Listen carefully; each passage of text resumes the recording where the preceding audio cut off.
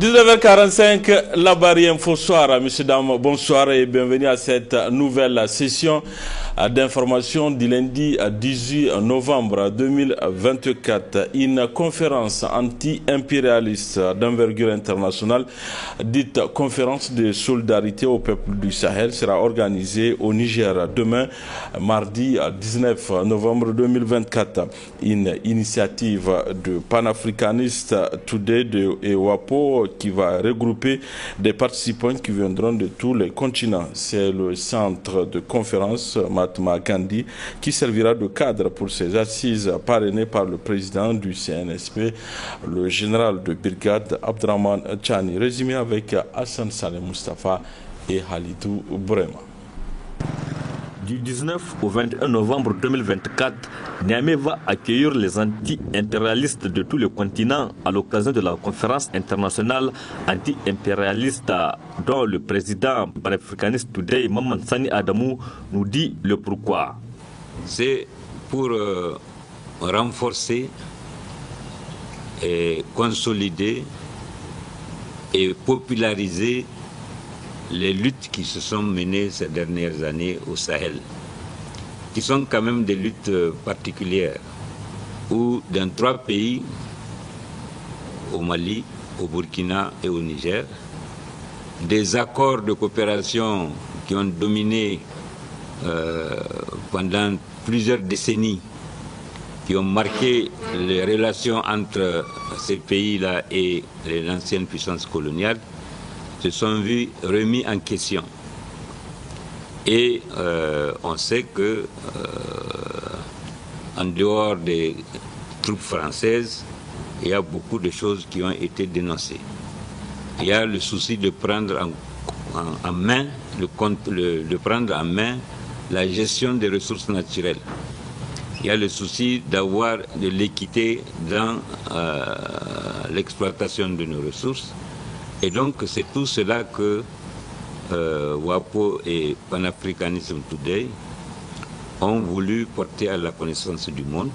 Donc, c'est une contribution à ce qui se passe au Sahel, parce que ce qui se passe au Sahel doit être compris dans le monde.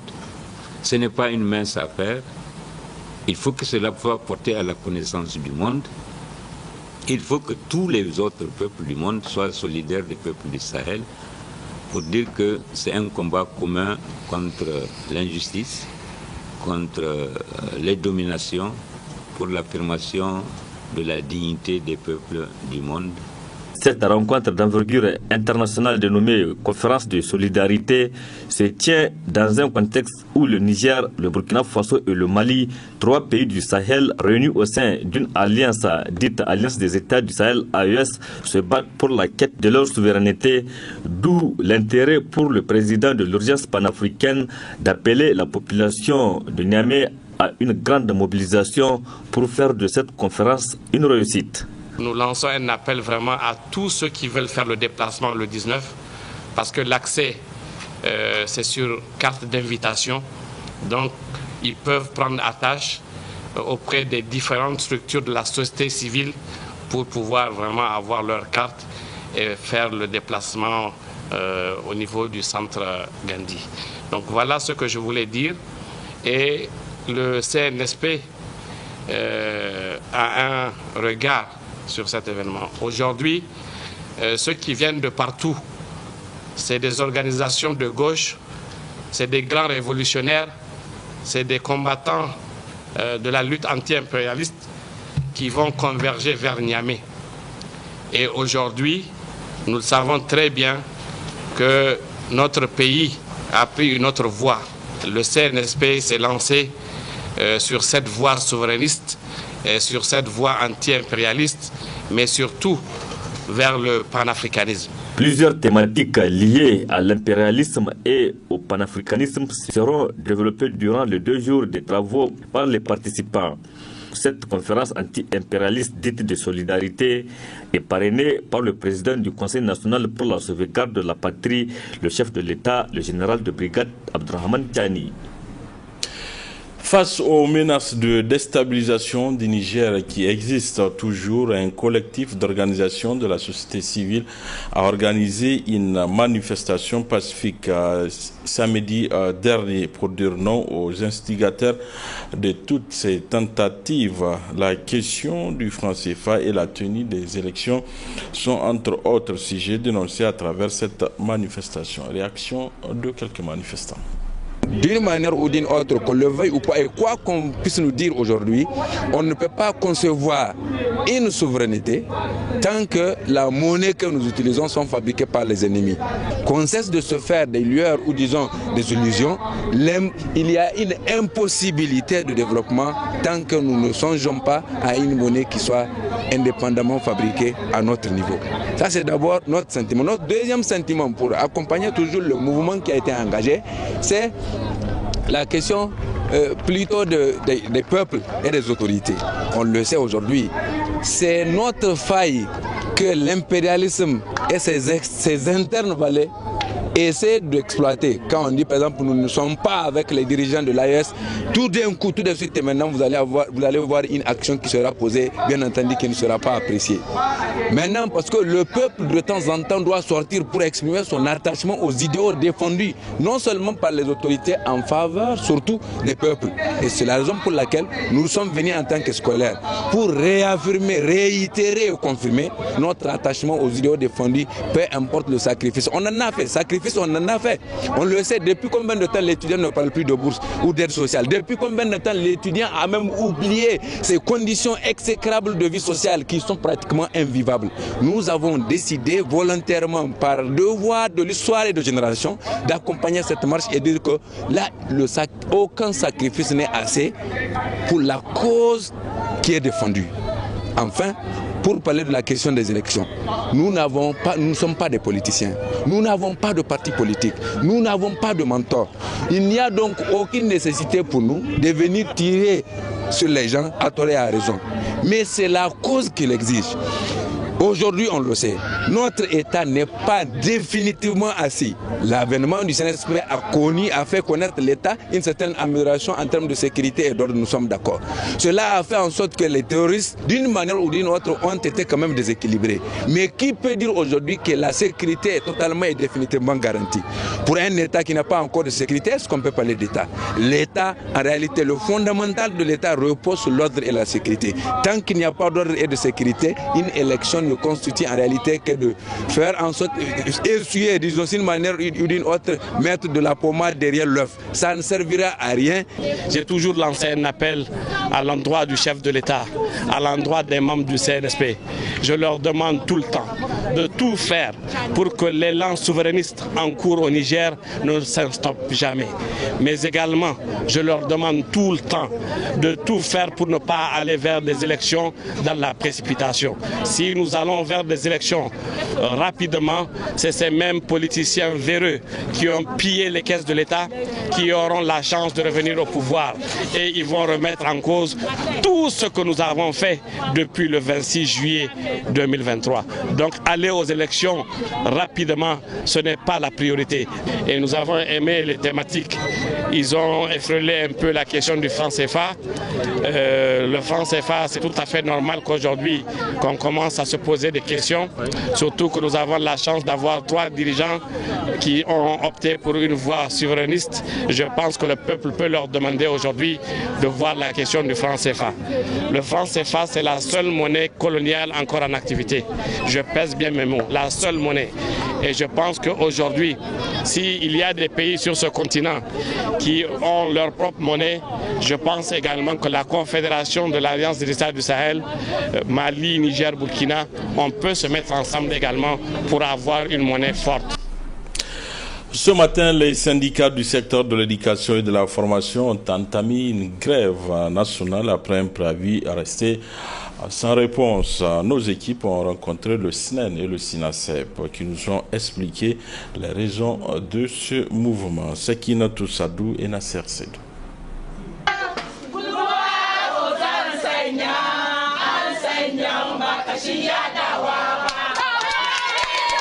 La dynamique des syndicats du secteur de l'éducation et de la formation DSSEF et la coalition des syndicats de l'éducation et de la formation professionnelle COSEFP ont officiellement déclenché une grève nationale après l'expiration du préavis resté sans suite relativement aux revendications qui se résument à: c'est la dynamique des syndicats du secteur de l'éducation et de la formation, ainsi que la COSEF qui sont en grève de 48 heures pour les journées de lundi 18 et mardi 19 novembre 2024.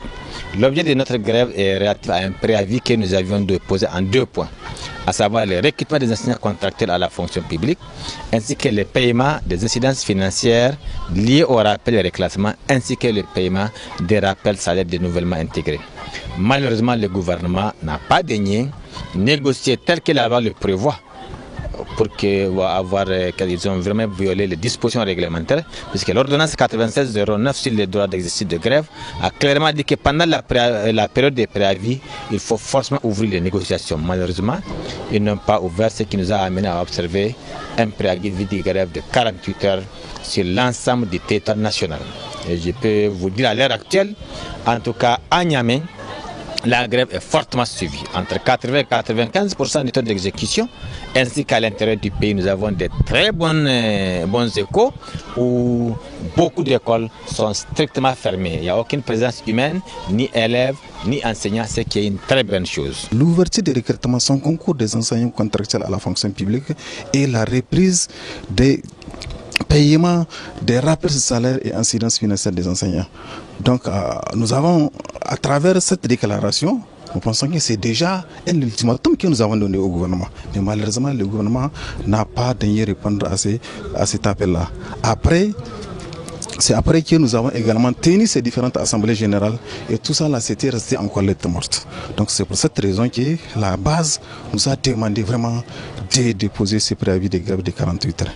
Et à l'heure actuelle, vraiment on peut dire qu'on a un sentiment de satisfaction générale parce que nous avons les échos de presque l'ensemble du territoire national et partout, en tout cas la grève est suivie à plus de 90%.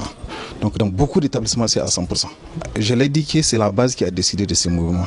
Donc après les 48 heures également, nous allons renvoyer la balle à cette grande base qui va décider de la conduite à tenir par rapport à ce mouvement. Les responsables syndicaux restent quand même ouverts au dialogue.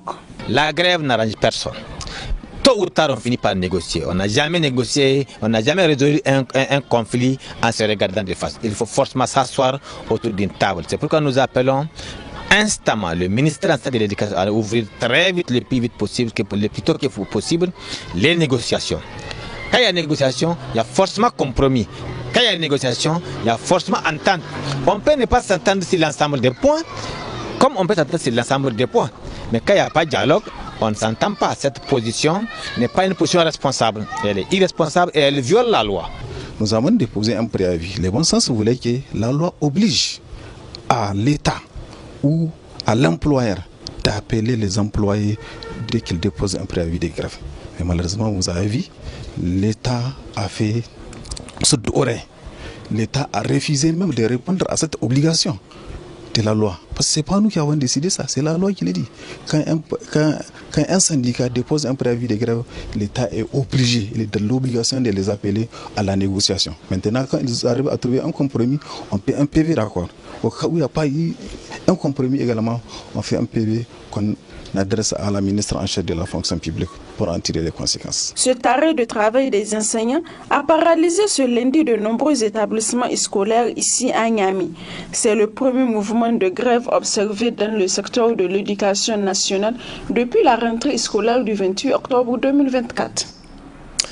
Le ministre du Commerce et de l'Industrie a participé à la 40e session ministérielle du comité permanent pour la coopération économique et commerciale de l'Organisation de la coopération islamique tenue du 2 au 5 novembre 2024 à Istanbul. Le point avec nos confrères de la RTN, Abari Aminti et Issoufou Ibrahim.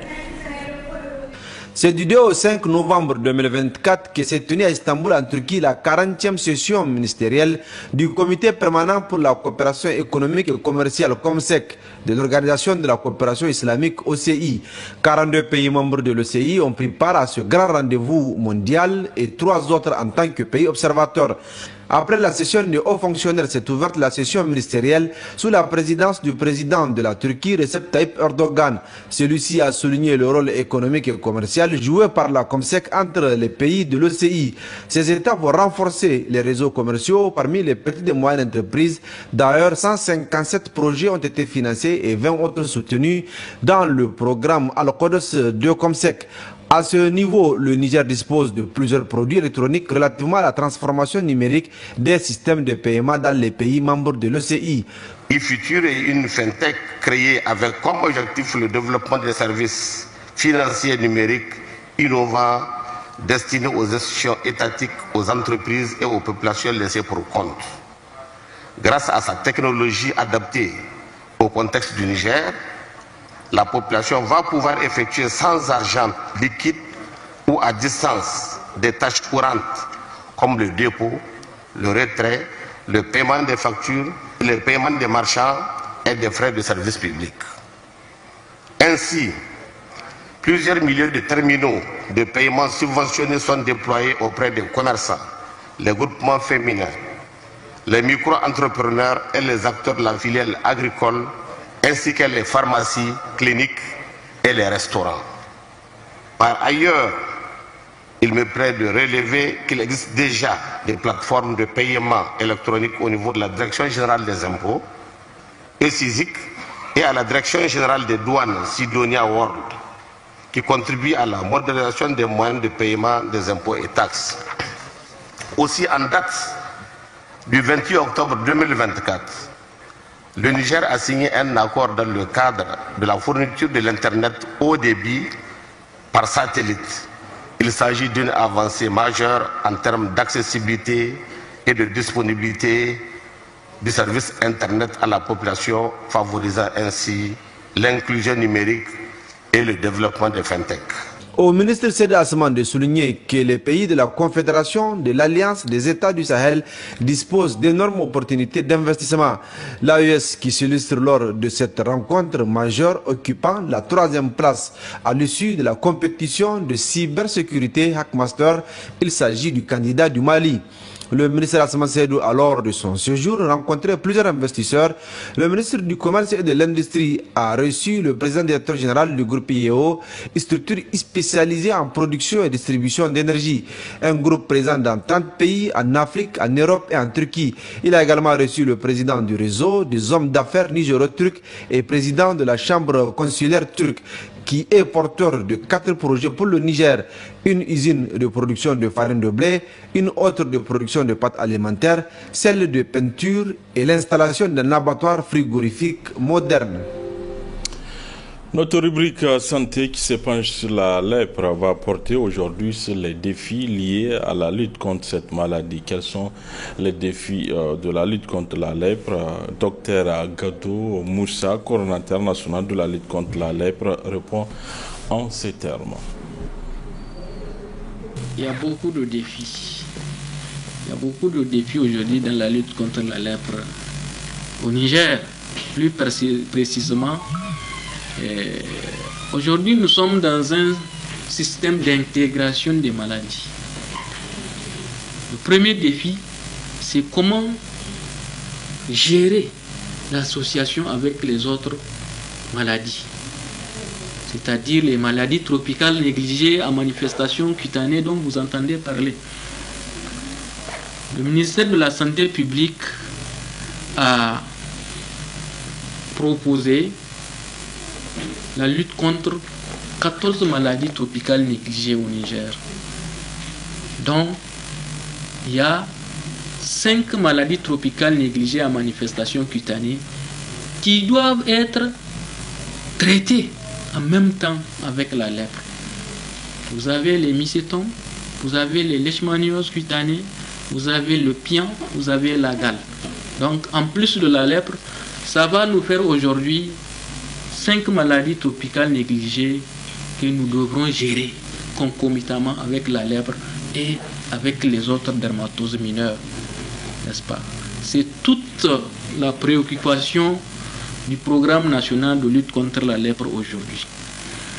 Donc, or, vous savez que ces 4 maladies qui sont récemment intégrées avec la lèpre On n'a pas pris les mesures. C'est une intégration récente. Il faut revoir tout le système, tout le circuit de gestion des outils, de la formation, des modules pour ces maladies-là, pour pouvoir rendre opérationnelles les activités de lutte contre la lèpre et les autres maladies tropicales négligées de façon intégrée. Donc, voilà. Donc, il reste le souci de l'élaboration des modules de formation des agents. Il faut que chaque structure sanitaire, chaque centre de santé intégré, normalement dans cette lutte-là, chaque structure de santé doit être capable d'avoir au moins un agent formé pour le dépistage et la prise en charge de ces différentes MTN. Ça, c'est un challenge, c'est un défi.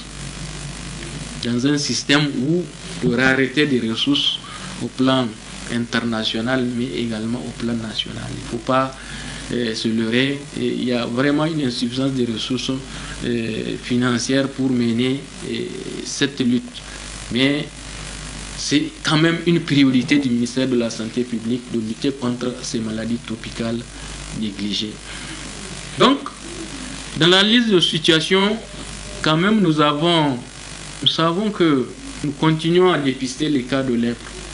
Plus de 350 nouveaux cas de lèpre chaque année qui sont recensés et traités. Et nous savons également que ce n'est que la face cachée de l'iceberg parce qu'il y a beaucoup de centres de santé qui ne disposent pas encore d'agents formés. Donc, voyez-vous, il faut pouvoir outiller tout le monde pour qu'ils puissent être capables de dépister et de traiter les cas. Donc, la première chose, c'est comment mobiliser les ressources humaines pour mener ces actions. Deuxièmement, rendre opérationnelles les activités de lutte contre la lèpre à tous les niveaux, n'est-ce pas? Et intégrer la lèpre avec les autres MTN cutanés pour venir au bout de ces MTN-là. D'ici 2030, nous avons un deadline, d'ici 2030, on devrait venir à bout de ces maladies-là, ce qui est très ambitieux. Voilà, monsieur Damba, fin de cette édition. Merci à vous de l'avoir suivi. Au revoir.